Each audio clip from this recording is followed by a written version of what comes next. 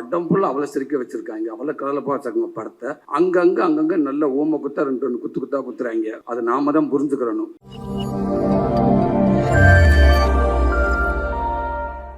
எப்படி இருக்கீங்கன்னு கேட்க தோணுது, ஆனால் பார்க்குற சூழலை பார்த்தா கேட்க தோணலை. அதனால் எல்லாருமே ரொம்ப நல்லா இருப்போம்னு நம்புகிறேன். இங்கே வந்திருக்க விவிஐபி எல்லாருக்கும் வணக்கம். வணக்கம் மேம். சாரி, உங்களை நான் சரியாக கவனிக்காமல் போயிட்டேன். ரொம்ப மகிழ்ச்சியாக இருக்குது. இங்கே படம் பார்த்துட்டு நிறையா பேர் பேசினாங்க. நானும் படம் பார்த்தேன். அவங்களோட ஒரு 2 மாதத்துக்கு முன்னாடி பார்த்தேன். எனக்கு ரொம்ப பிடிச்சிருந்துச்சு, ரொம்ப நெருக்கமாகவும் இருந்துச்சு. இதை நான் பார்த்துருக்கேன்.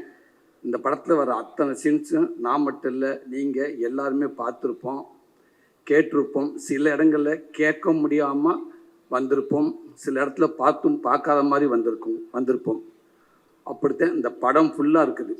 எங்கேயாவது ஒரு சில இடத்துல சொல்கிற விஷயத்த கொஞ்சோன்னு வேணால் கொஞ்சம் சினிமாத்தனம் கொஞ்சம் இருக்க முடியும், அங்கங்கே சின்னதாக இருக்க முடியும். மற்றபடி இது இங்கே நடக்கலை, இது இங்கே நான் பார்க்கல அப்படின்னு யாருமே இந்த படத்தை சொல்ல முடியாது. எல்லாருமே ரொம்ப ஈஸியாக கனெக்ட் ஆகுங்கிற நம்பிக்கை எனக்கு நிறையாவே இருக்குது.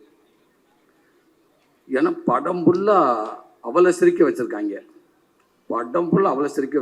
அவ்வளோ கலலப்பாக வச்சுருக்காங்க படத்தை. அங்கங்கே நல்ல ஓம குத்தா 2 குத்தா குத்துறாங்க. அதை நாம தான் புரிஞ்சுக்கிறணும். அப்படி தான் இருக்குது. ஒரு பெண்ணு தனக்கான உரிமையை எப்படி எடுத்துக்கிறனோ, ஒரு பெண்ணை யார் அவள் நினச்சா என்ன வேண்டாலும் பண்ணுவா அப்படின்னு பக்கமாக பஞ்சு டெய்லாக்லாம் பேசாமல் சூப்பராக நடித்து காட்டிட்டாங்க எல்லாருமே. ஒத்த உசுறு மொத்த குடும்பத்தை ஒரு ஆலமர வேறு மாதிரி எப்படி தாங்கி நிற்கிது, அன்புன்னா என்ன, மரியாதைன்னா என்ன அப்படின்றத இதுக்கு மேலே சொல்லவே முடியாது. அவள் அழகாக சொல்லிட்டாங்க. எனக்கு இதை பார்க்குறப்ப எனக்கு எங்கள் அம்மா ஞாபகம் வந்துச்சு. இதுக்குள்ளே எங்கள் அம்மா அவளை இருக்குது.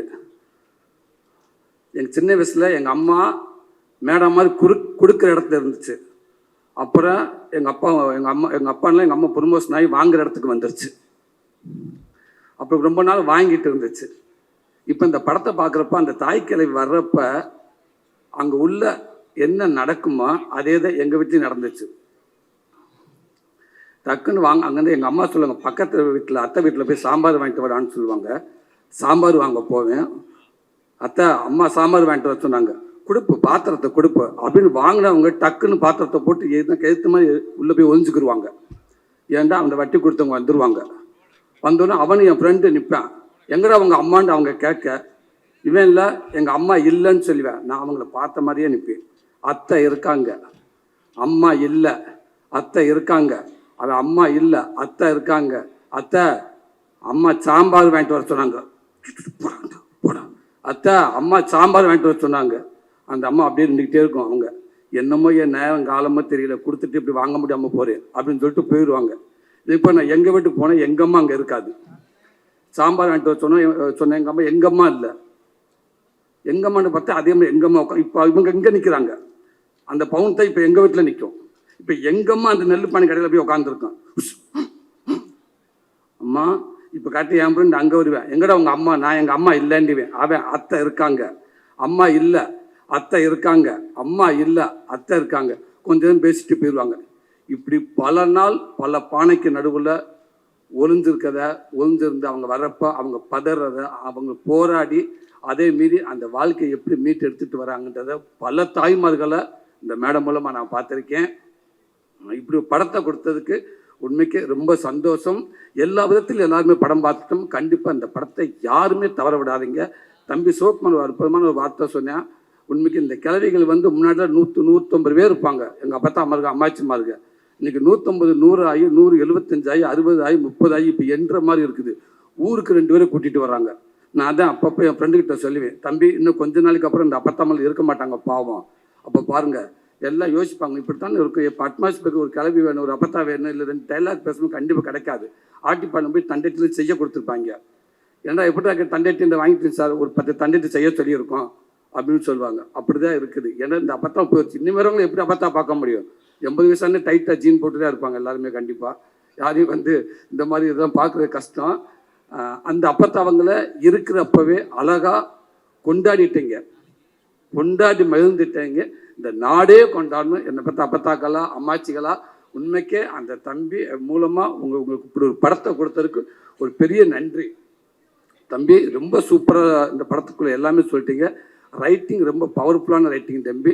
அதை ஜாலியாக அசால்ட்டாக சொல்லிட்டு போயிட்டு கடைசியாக ஒரு விஷயம் சொல்கிறீங்க பாருங்கள், அது மிகப்பெரிய தைரியம் வேணும் தம்பி, மிகப்பெரிய ரைட்டிங் தம்பி. அது கண்டிப்பாக அதை நீங்கள் எழுதுகிறப்போ உங்களுக்கு நிறைய கேள்விகள் எழும்பி இருக்கும். ஏன் இதை இங்கேருந்து பார்க்கக்கூடாது, ஏன் இது இந்த பார்வையிலேருந்து பார்க்கக்கூடாது, அப்போ இப்படி ஒரு கேள்வி ஒரு சொசைட்டியில் கண்டிப்பாக எல்லாமே டிஸ்கஸ்லாம் இருந்திருக்கும். அதெல்லாம் மீறி இதுதான் ஒரு கீழ்கோர்ட்டு மேற்கோர்ட்டு ஹைகோர்ட்டு சுப்ரீம் கோர்ட்டுன்னு சொல்லிட்டு ஒரு ஜட்ஜஸ் கூட ஒரு விஷயத்த சொல்கிறதுக்கு அவ்வளோ யோசிச்சு சொல்கிற ஒரு சூழலில் ஒரு கண்டென்ட்டை அசால்ட்டாக அப்படி ஈஸியாக லெஃப்டில் சொல்லிட்டு போயிட்டீங்க.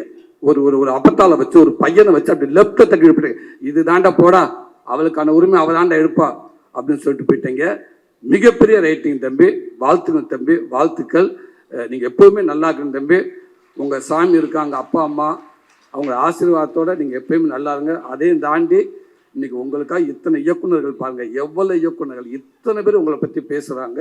ஒரு புதிய இயக்குநருக்கு இவ்வளோ பெரிய ஒரு விஷயம் கிடைக்கிறது சாதாரண விஷயம் இல்லவே இல்லை. வாழ்த்துக்கள், நீங்கள் எப்பயுமே நல்லா இருப்பீங்க மேடம்.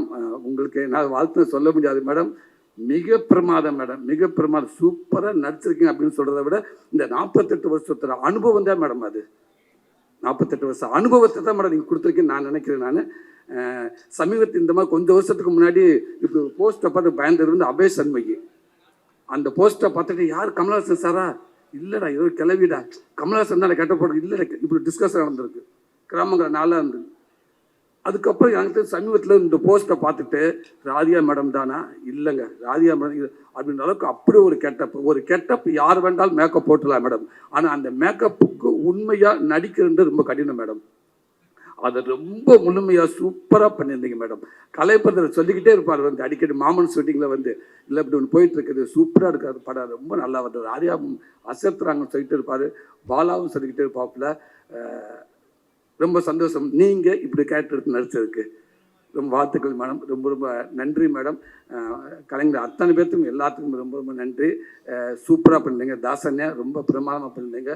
முத்துக்குமார் பங்காளி ரொம்ப நல்லா நடிச்சிருந்தீங்க. பாலா தம்பி, அன்பு தம்பி, ஏமா ஓடிகிறேன் நான், ரொம்ப சூப்பராக பண்ணீங்க. அன்பு தங்கச்சி, கொட்டிக்காளி டீம் எல்லாத்துக்கும் வாழ்த்துக்கள். மிக சிறப்பாக பண்ணீங்க.